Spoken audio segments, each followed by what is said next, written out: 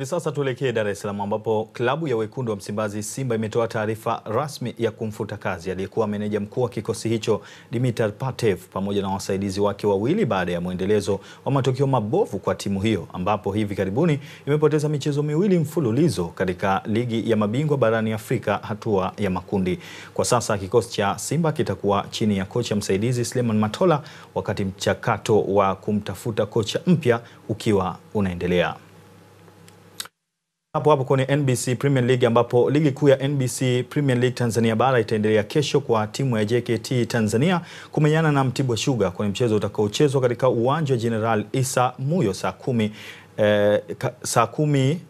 saa kumi jioni, huku Azam wakiwakaribisha Singida Black Star katika dimba la Azam Complex Chamazi. Tujiunge na Mohamed Sikuzi. JKT Tanzania inaingia katika mchezo huo wakiwa vinara wa ligi kuu NBC kwa jumla ya pointi 16 wakicheza michezo 9, huku Mtibwa Sugar wakishikilia nafasi ya 9 kwa michezo 7 wakiwa wamejikusanyia jumla ya pointi 9. Upande wa Azam FC wamejikusanyia pointi 5 wakicheza michezo 3 wakiwa nafasi ya 15, na Singida Black Stars wakiwa nafasi ya 11 wakicheza michezo 3 na kujikusanyia jumla ya pointi 7.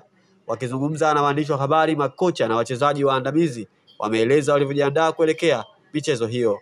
Tunajua tunakwenda kucheza na timu nzuri. Mtibwa iko na mabadiliko mengi ya vijana, hasa kwenye kila sehemu kuna vijana wengi ambao wako na ability nzuri sana. Mwalimu ambaye amekuja na walimu ambao walikuwepo, I think moja ya timu ambayo iko well organized, na tunajua na imetoka kufanya vizuri kwenye mechi ambayo iliisha na ikiwa nyumbani. So haitakuwa mechi rahisi kwetu.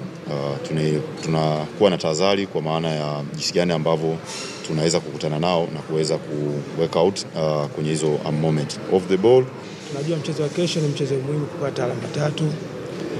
Na tunajua tunaenda kucheza na mpinzani wa aina gani. Ukiangalia mechi yake iliyopita alipata ushindi.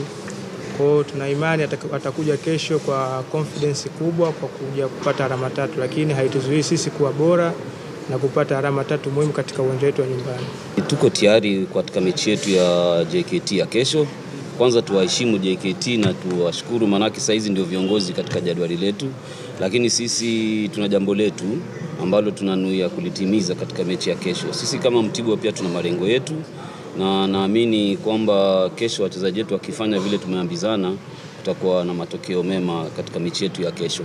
Tuna morali kubwa sana kutokana na mchezo ulioisha, tumefanya vizuri na pia tunataka tufanye muendelezo pale tulipoishia ili kwenda kufanya vizuri zaidi ya michezo inayofuata.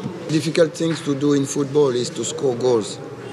But if you have the possibility to create the opportunity to score, you have to work on it. And I know that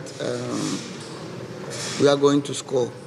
Sisi kama timu kurudi katika uwanja wa mazoezi katika kila mechi, kusolve yale makosa yaliyojitokeza katika mchezo uliopita ili mradi yasiweze kujirudia katika mchezo ujao. Kwa hiyo ni sisi kama timu na kupitia walimu wetu tumesolve baadhi ya matatizo ambayo tumeyaona katika hii hapa michezo 3 iliyopita, na naamini katika siku ya kesho tutajitahidi kuyapunguza na kuendelea kuyamaliza kabisa ili mradi kuliweka lango letu salama. For the moment when we play a lot of game, the other team coming to, I don't say the other day, yes, and CAF parked the bus. He parked the bus and the plane in the goal post. Akili kubwa sasa hivi tumerudisha kwenye ligi kuu. Kesho mechi yetu na Azam, najua mechi itakuwa ngumu. Mechi itakuwa ngumu kwa sababu kama alivyosema mwalimu, kila timu imejipanga. Azam wako vizuri na sisi Singida tuko vizuri. Kwa hiyo matokeo yote kesho ni dakika 90 ndo atakayoamua. Kwa habari za michezo na burudani kutoka hapa Benki ya Taifa ya Biashara NBC Posta jijini Dar es Salaam, mimi ni Mohamed Sikuzi na hii ni ZBC.